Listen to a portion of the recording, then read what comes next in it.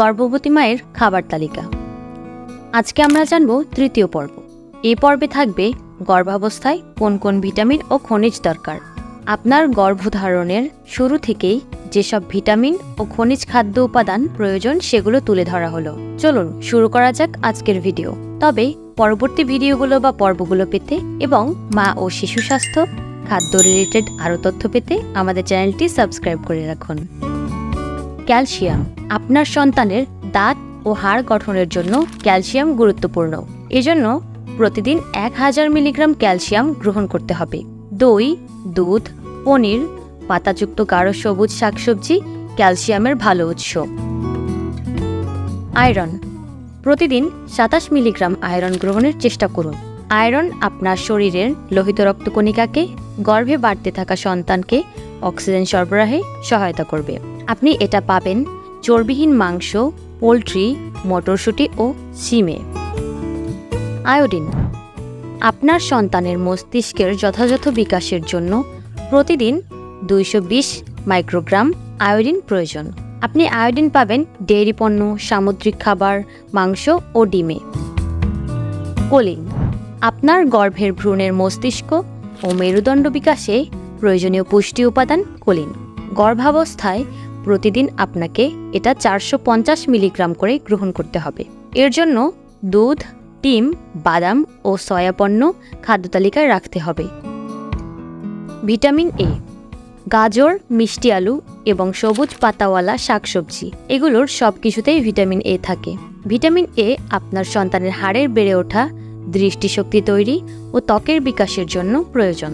প্রতিদিন আপনাকে 770 microgram vitamin A গ্রহণ করতে হবে। Vitamin C. গর্ভের সন্তানের মাড়ি, দাঁত ও হাড়ের বিকাশের জন্য প্রতিদিন আপনার 85 মিলিগ্রাম ভিটামিন সি গ্রহণ করতে হবে। লেবু, কমলা, জাম্বুরার মতো বিভিন্ন সাইট্রাস ফল, ব্রোকলি, টমেটো ও স্ট্রবেরিতে ভিটামিন সি থাকে। Vitamin D. সূর্যের আলো, ফোর্টিফাইড মিল্ক অর্থাৎ এক্সট্রা ভিটামিন ও খনিজ যুক্ত দুধ, স্যামন ও সার্ডিনের মতো চর্বি সমৃদ্ধ মাছ এগুলো আপনাকে প্রতিদিনের প্রয়োজনীয় 600 ইন্টারন্যাশনাল ইউনিট ভিটামিন ডি পেতে সহায়তা করবে। ভিটামিন ডি আপনার শিশুর হাড় ও দাঁত গঠন এবং ভালো দৃষ্টিশক্তি, ত্বকের বিকাশে সহায়তা করবে। ভিটামিন বি6। ভিটামিন বি6 আপনার শিশুর লোহিত রক্তকণিকা তৈরিতে সহায়তা করবে। প্রতিদিন আপনাকে 1.9 মিলিগ্রাম ভিটামিন বি6 গ্রহণ করতে হবে। গরুর মাংস, হোল গ্রেইন সিরিল ও কলা ভিটামিন বি6 এর জন্য ভালো উৎস। ভিটামিন বি12। আপনার গর্ভের সন্তানের স্নায়ুতন্ত্রের বিকাশ এবং লোহিত রক্তকণিকা তৈরিতে ভিটামিন বি12 গুরুত্বপূর্ণ। মাছ, মাংস, পোলট্রি ও দুধ ভিটামিন বি12 এর উৎস। প্রতিদিন আপনাকে 2.6 মাইক্রোগ্রাম ভিটামিন বি12 গ্রহণ করতে হবে। Folic acid. গর্ভবতী মায়েদের জন্য ফলিক অ্যাসিড বিশেষভাবে গুরুত্বপূর্ণ।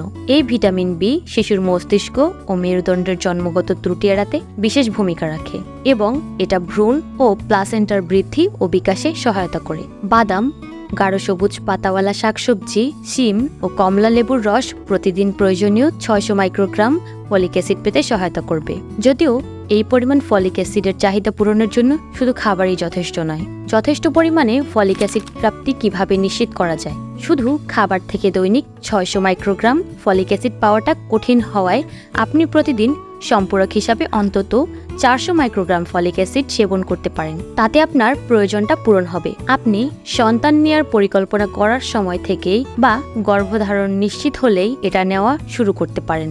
আপনার জন্য কোন সম্পূরকটি উপযুক্ত সেটা বোঝার জন্য আপনার চিকিৎসকের সঙ্গে কথা বলুন। এতক্ষণ সাথে থাকার জন্য ধন্যবাদ। দেখা হবে পরবর্তী পর্বে। আমাদের ভিডিওগুলো ভালো লাগলে সাবস্ক্রাইব করে রাখুন এবং একটি লাইক করে দিন। সেই সাথে কমেন্টে আপনার মূল্যবান মতামত দিয়ে আমাদের পাশে থাকুন।